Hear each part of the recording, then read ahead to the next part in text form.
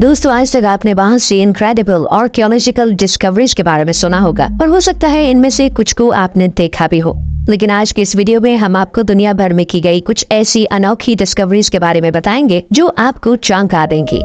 Number 1, giant mammoth leg. दोस्तों, ये discovery 2021 की है जिसे डेमेटर और हेनरी सेल्डर ने डिस्कवर किया था। दरअसल जब ये डाइवर्स फ्लोरिडा में स्कूबा ट्रिप पर थे और जब ये नदी में तैर रहे थे तो तब उनको वहाँ से 4 फुट लंबी और 50 पाउंड भारी एक हड्डी मिली। शुरू में तो उनको इस बात का जरा भी अंदाजा न हुआ कि ये एक कीमती हड्डी है, लेकिन जब इसके ऊपर रिसर्च की गई तब उनको इस बात का पता चला कि ये एक जायंट मैमथ की हड्डी है। जब इसकी कार्बन डेटिंग की गई तो ये बात सामने निकल कर आई कि ये हड्डी 6.2 बिलियन साल पुरानी है और उस वक्त इस एरिया पर कैनेडियन मैमथ रहते थे।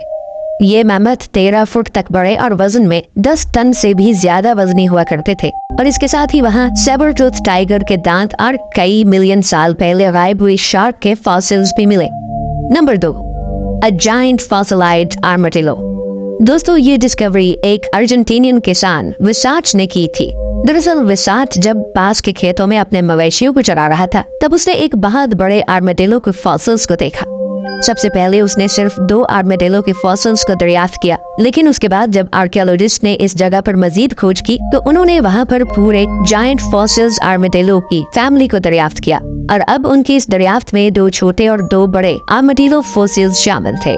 इसके बहुत बड़े और वसी होने का अंदाजा आप इस बात से लगा सकते हैं कि इसमें जो सबसे बड़े आर्माडिलो के फॉसिल को दरियाफ्त किया गया था वो तकरीबन 1 कार के बराबर था। लेकिन ये सबसे पहला जायंट आर्माडिलो फॉसिल नहीं था, बल्कि इससे पहले भी 3 फुट बड़ा आर्माडिलो फॉसिल अर्जेंटीना के रिवर बैंक से 2015 में दरियाफ्त किया जा चुका है। हालांकि आज के इस दौर में इतने बड़े और वसी जानवर के फॉसिल्स की दरियाफ्त करना कोई आम बात नहीं है, बल्कि खोजियों के लिए ये एक खजाना है। नंबर 3, साल था 1999। फ्रांसीसी माहिरीन आसार कदीमा और माहिरीन हयातियात की टीम ने सूबे बलूचिस्तान का सफर किया। एक पैनल जिसकी सरबराही प्रोफेसर जेन लूक कर रहे थे, जिसने बलूचिस्तान में बलूचिस्थेरियम के फॉसिल्स दरियाफ्त किए थे। डेरा बुक्ती की पहाड़ियों से इस जानवर का एक बहुत बड़ा ढांचा मिला। ये इतना बड़ा था कि इसके कंधे की लंबाई 18 फुट थी। ये दिन में 2 टन तक खुराक खाता था। आप इसे Pakistan national museum of history में देख सकते हैं। बलूचिस्थेरियम के फॉसिल्स सिर्फ वस्ती एशिया और हमारे अपने बलूचिस्तान पाकिस्तान में पाए गए हैं। इसके फॉसिल्स बलूचिस्तान से दरियाफ्त होने के बाद इसे बलूचिस्थेरियम का नाम दिया गया था, जो हमारे पाकिस्तान के लिए एक फख्र की बात है।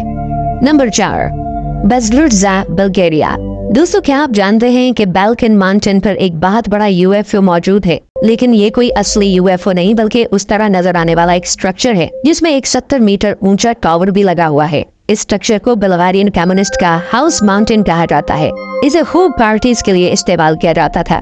आपको बताते चलें कि इस स्ट्रक्चर को बनाने के लिए कोई दूसरी जगह डिसाइड की गई, लेकिन कुछ वजूहात की बिना पर इसको बाल्कन माउंटेन पर बनाया गया।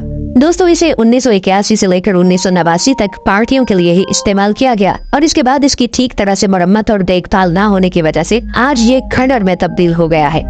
Number 5, the rare rock. दोस्तों, आप सब ये तो जानते हैं कि जब इंसान वॉमिटिंग करते हैं तो क्या चीज बाहर आती है।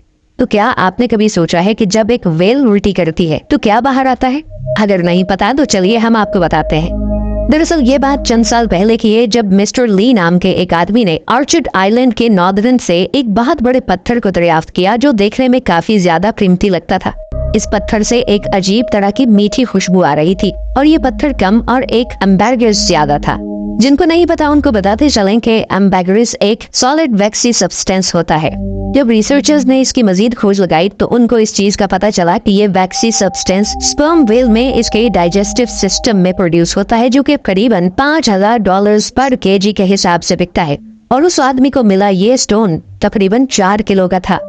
Number 6, moon meteorite. ये बात साइंटिस्ट पिछली कई सदियों से पता लगाने में लगे हैं कि क्या चांद पर पानी मौजूद है कि नहीं। इसके बारे में कई एविडेंस देखने को मिलते हैं, लेकिन कोई भी एविडेंस इतना रिलायबल नहीं कि उसको सच माना जाए। लेकिन हाल ही में कुछ रिसर्चर्स ने नॉर्थ वेस्टर्न अफ्रीकन डेजर्ट में एक मेटेराइट की खोज लगाई है। ये कोई आम मेटेराइट नहीं बल्कि चांद पर लिक्विड वाटर होने का पुख्ता सबूत था, क्योंकि ये पत्थर सिर्फ और सिर्फ पानी के तेज बहाव की वजह से बनने वाला एक पत्थर था। जब रिसर्चर्स ने इस पत्थर के अंदर जांच की तो इसका पता चला कि इसके अंदर सिलिकॉन डाइऑक्साइड क्रिस्टल मौजूद था। नंबर 7, कार्स्की कॉलम। दोस्तों ये जॉर्जिया के कैपिटल टबिलिसी से 200 किलोमीटर दूर वाक़ है, जो कि दुनिया के सबसे अच्छी तरह से आइसोलेटेड चर्चों में से एक है, जिसे 6 से 8 सेंचुरी के बीच में बनाया गया था। ये एक नेचुरल मोनोलिथ के ऊपर बना हुआ है और ये मोनोलिथ 130 फुट ऊंचा है। इसके साथ ही इस चर्च की जो एक खास बात है कि इस चर्च तक जाने के लिए आपको कोई खास बनी हुई सीढ़ी नहीं मिलती, बल्कि आपको 130 फुट ऊंची बनी हुई इन सीढ़ियों से झूल कर ऊपर जाना होता है और इसको बहुत हद तक खौफनाक भी माना जाता है। Number 8, the Christ statue. दोस्तों क्या आपने कभी जीसस क्राइस्ट की किसी ऐसी मूर्ति के बारे में सुना है जो पानी के अंदर कई सदियों पहले बनाई गई हो? अगर नहीं तो आपको ये जानकर हैरानी होगी कि पानी की बहुत ज्यादा गहराई में जीसस क्राइस्ट की एक मूर्ति बनी हुई है और इस मूर्ति को क्राइस्ट ऑफ एवेस के नाम से भी जाना जाता है, जो सैन फ्रांसिस्को में पानी के नीचे बनी हुई है। इसकी बहुत सी कॉपियां या डुप्लीकेट मूर्तियां दुनिया के अलग अलग हिस्सों में मौजूद हैं, जिससे आप इसके फेमस होने का अंदाजा बखूबी लगा सकते हैं। Number 9, giant hand in Atacama desert. दोस्तों ये मिस्टीरियस हैंड चिली के उस अटाकामा डेजर्ट में है, जिसे दुनिया के सबसे सूखे और गर्म डेजर्ट के तौर पर जाना जाता है। दरअसल ये एक बहुत बड़े हाथ का ढांचा है जो जमीन से निकलकर आसमान की तरफ जाता है। इस ढांचे को एक चिलियन स्ट्रक्चर मैरियो ने बनाया था।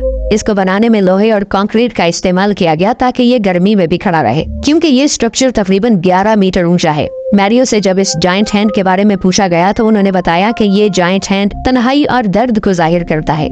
इसके साथ साथ हर 6 माह बाद इसकी सफाई भी की जाती है।